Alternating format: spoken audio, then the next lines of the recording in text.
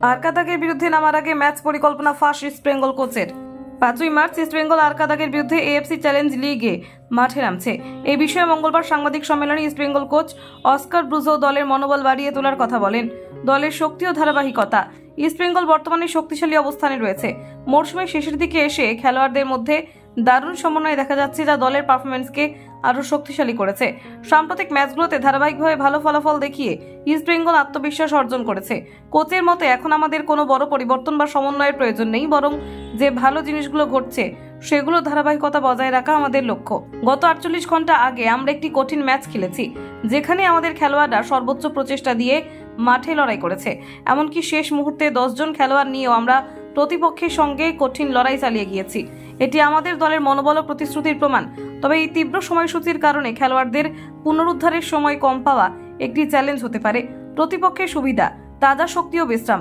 অন্যদিকে প্রতিপক্ষ দল আরকাদাগ সম্পর্কে তিনি তাদের খেলোয়াড়দের শক্তি সম্পর্কে কথা বলেছেন। তিনি বলেন, তারা প্রাক মরশুমে গুরুত্বপূর্ণ প্রীতি ম্যাচ খেলে এসেছে, যা তাদের শারীরিক এবং কৌশলগত প্রস্তুতির জন্য পর্যাপ্ত সময় দিয়েছে। তাদের বিশ্রামের সময়ও আমাদের তুলনায় বেশি, যা মাঠে তাদের শক্তি ও গতির ক্ষেত্রে একটি সুবিধা দিতে পারে। তবে তাদের সম্পর্কে আমাদের কাছে সাম্প্রতিক তথ্য খুব বেশি নেই। আমাদের কাছে তাদের শেষ রেফারেন্স হলো গত অক্টোবরে এএফসি চ্যালেঞ্জ লিগে তাদের খেলা ম্যাচগুলো।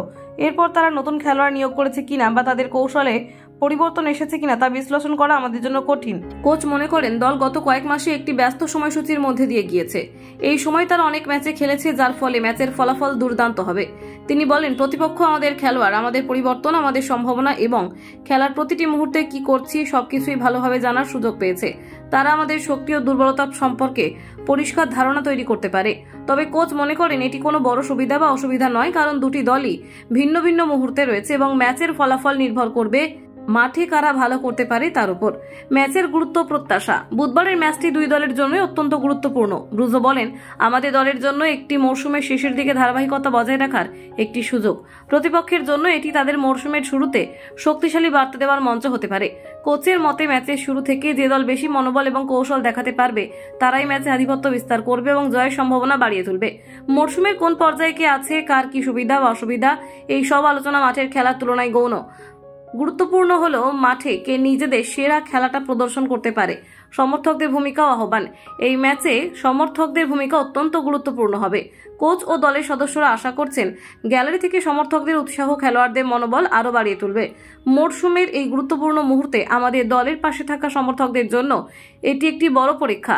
আগামীকালের ম্যাচটি শুধুমাত্র দুটি দলের মধ্যে প্রতিযোগিতা নয়, বরং দুটি ভিন্ন পরিস্থিতির মধ্যে একটি লড়াই।